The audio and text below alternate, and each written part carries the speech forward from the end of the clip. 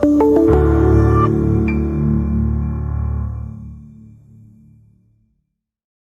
everyone. This is Ellen Kenner, and I'm a clinical psychologist, and I wrote the book with Ed Locke, The Selfish Path to Romance, How to Love with Passion and Reason, inspired by the ideas of Ayn Rand.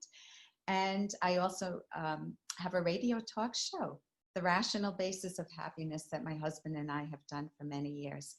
And my quote is I would say, my favorite, even though I have some close seconds and thirds. This is my favorite. This is what has, it's the most moving quote for me personally. And Cheryl is a hero in Ayn Rand's book, and Dagny is the main heroine. And Cheryl has always thought that Dagny, mistakenly, she thought this was the villain, because there are people in her life, I don't want to give too much of the book away, but there were people in her life who were evil, horribly evil. And she is such a wonderful person, Cheryl is. And so Cheryl discovers how evil they are, and she realizes that she's mistaken Dagny, and she goes to apologize to Dagny. An incredibly moving scene. So Dagny welcomes her benevolently with open arms, and Cheryl says to Dagny, how did you do it? How did you manage to remain unmangled? And Dagny says, by holding to just one rule, which? To place nothing above the verdict of my own mind. Cheryl says, you've taken some terrible beatings, maybe worse than I did, worse than any of us. What held you through it? And Dagny says, the knowledge that my life is the highest of values, too high to give up without a fight. She saw the look of astonishment, of incredulous recognition on Cheryl's face, as if the girl were struggling to recapture some sensation across a span of years. Dagny, her voice was a whisper. That's what I felt when I was a child. That's what I seem to remember most about myself. That kind of feeling. And I never lost it. It's there. It's always been there. But as I grew up, I thought it was something that I must hide.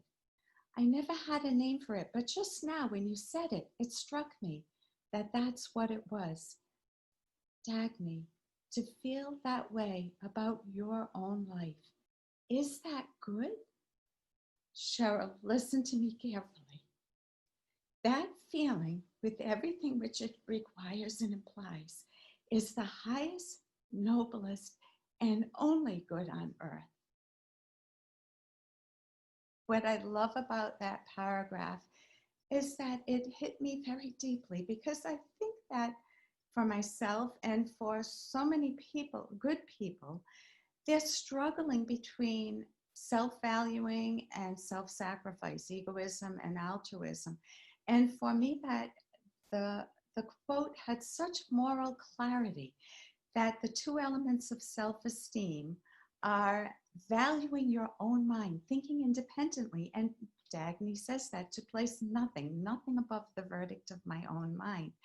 And the second aspect of self-esteem is self-worth, the knowledge that my life is the highest of values, Dagny says, too high to give up without a fight. And of course, those fights are both internally.